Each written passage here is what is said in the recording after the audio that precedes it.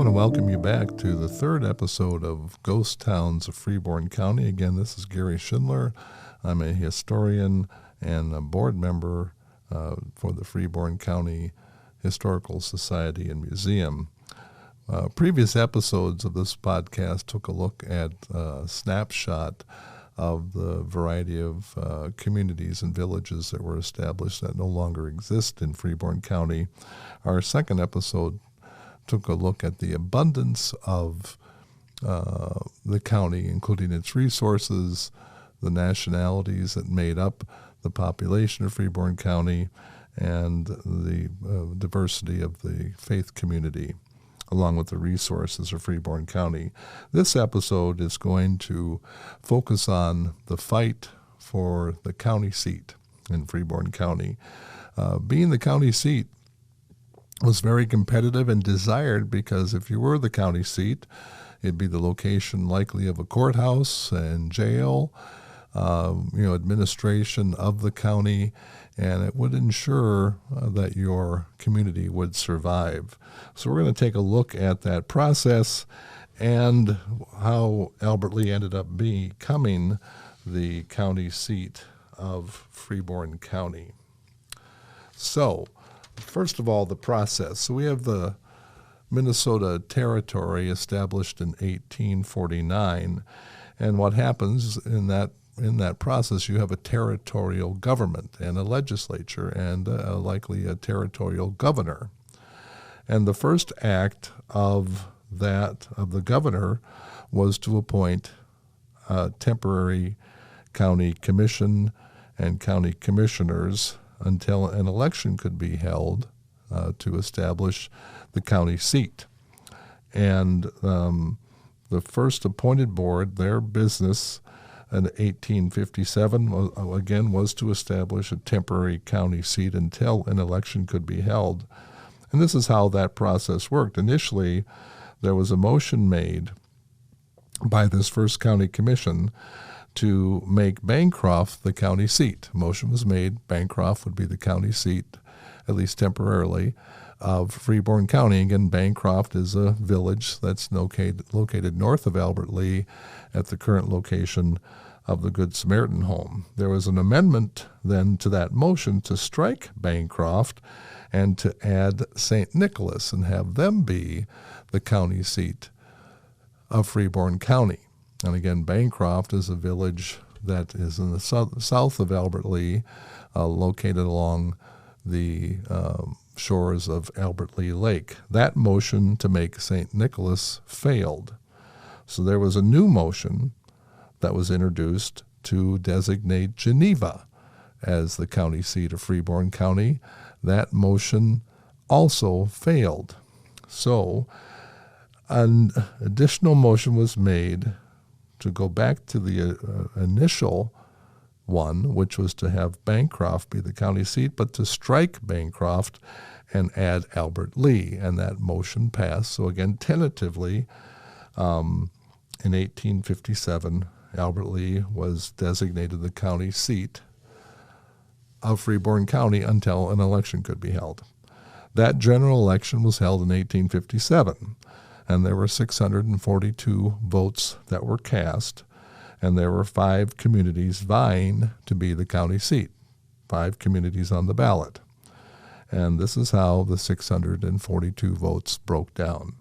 Albert Lea received 403 votes, Bancroft 199 votes, St. Nicholas 29 votes, the village of Shell Rock, which is named Glenville today, received 10 votes, and the village of Freeborn received 1 vote. Now, there was some dispute about that election, and there was finally, through the efforts of an attorney, this was really done by the village of Itasca, who wanted to be in the mix, used an attorney from Austin to contest the vote of 1857 and to have a new vote in 1860. But in between those two elections, so it was agreed upon to have another county seat election in 1860, But there were some efforts made by the folks in Itasca, the village of Itasca, which again is considered probably north of Albert Lea, where the current rock garden is located, which is again administered by the Freeborn County Historical Museum and the Three Oaks Winery. And so this is what was happening in Itasca. There was a Presbyterian minister by the name of Mercer who proposed that he would establish a school in Itasca, hoping again to attract residents and families to Itasca and build its population and make it a better contender to be the county seat.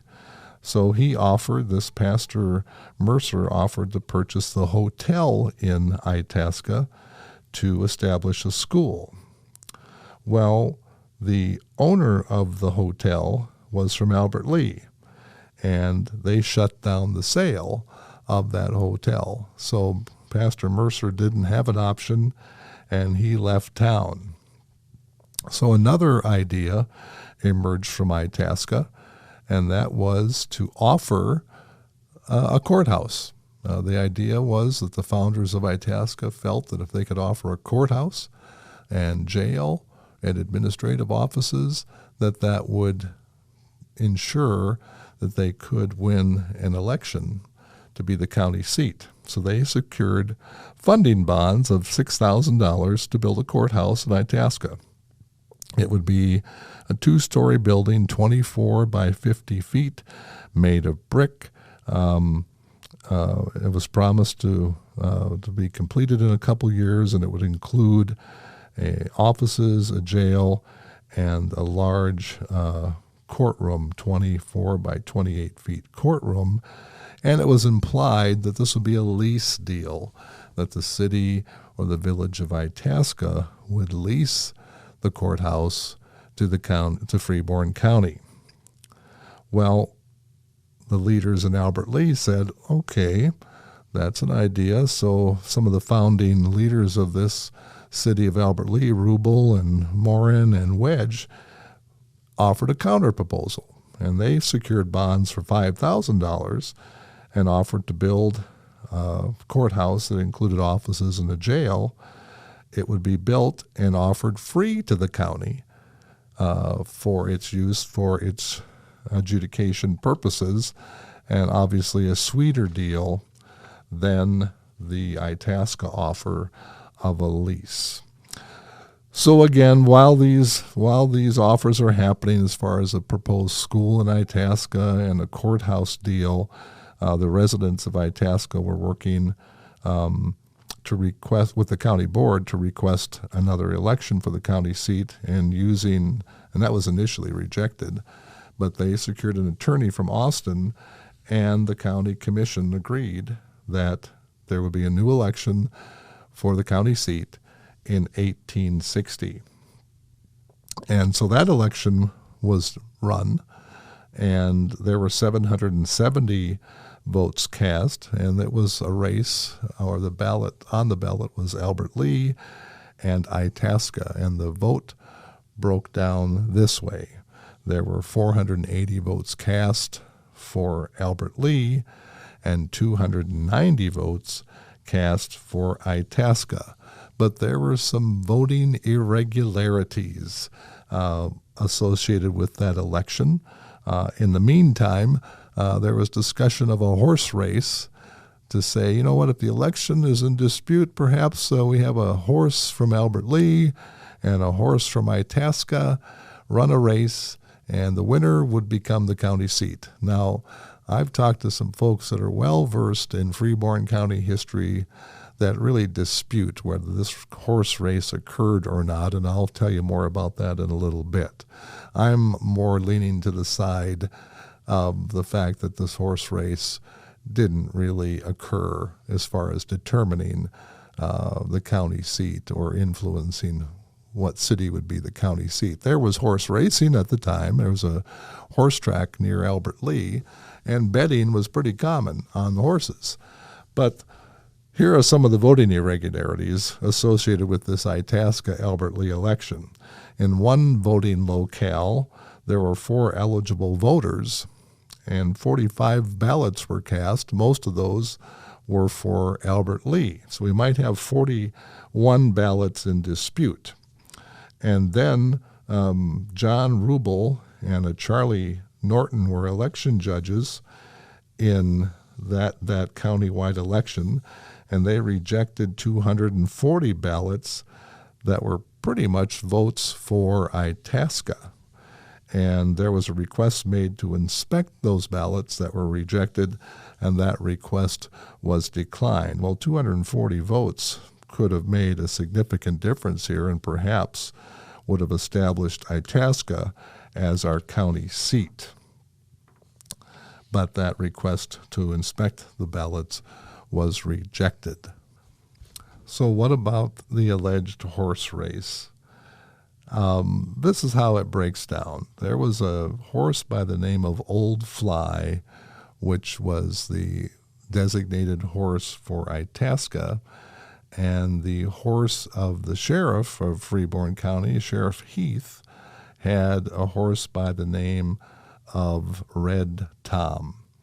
What Itasca was hoping for is that the betting would be so heavy in Albert Lea that when Old Fly won, which is the Itasca horse, that the betting would be so high that the city and the residents would go bankrupt, and therefore Itasca would be the county seat, and the city of Albert Lea might be in a state of ruin. And possibly there might be some betting proceeds that could be used to buy votes to influence the election. And actually the opposite was true. The betting was so heavy in Itasca on Old Fly, when the Albert Lea horse won, some folks took a fairly significant financial hit because of that race. But I would say the myth of the horse race, and that's kind of where I'm at, is that after Itasca lost the county seat race, it really kind of died as a community. Dr. Ballard, who was the mayor of Albert Lea at the time, wrote a humorous poem devoted to the details of that race, and let me share a portion of that with you.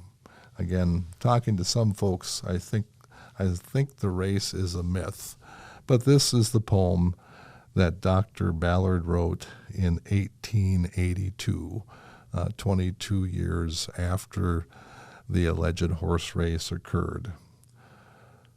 So conning over the aspects of the case, they came unanimously to this conclusion, that public morals required another race. Advantage would be taken of the delusion that Sheriff Heath's Red Tom could always win. By beating him, they'd bring to dire confusion the folks in Albert Lea. 'Twould be no sin. They said to cheat those sinners, especially if Itasca's men were winners, they'd buy Old Fly, a mare of reputation, whose 4 white feet for years had earned the fame of being the fleetest feet in all creation. They painted those feet, and when they'd changed her name to shave her tail and otherwise adorn her, until she looked like misery's last mourner. And then they'd challenge Heath's Red Tom to run, and banter Albert Lea to betting high. They let the county people in the fun, and take them all with bets against Old Fly. They'd win that race in just half a mile. They'd bankrupt Albert Lea, and with the money buy votes enough to win the county seat. That's a portion of Dr. Ballard's poem about this race for the county seat of Albert Lea. I want to thank you for listening. Hopefully you gained a better understanding of some of the dealing and bargaining and scheming that took place in this county to establish the county seat. Our next episode of the Ghost Towns of Freeborn County will focus on the faith community in the communities that no longer exist in Freeborn County. We'll take a look at the churches of Freeborn County coming up next in the Ghost Towns of Freeborn County. This collaboration is made possible by the Arts and Cultural Heritage Fund through the vote of Minnesotans on November 4th, 2008, administered by the Minnesota Historical Society.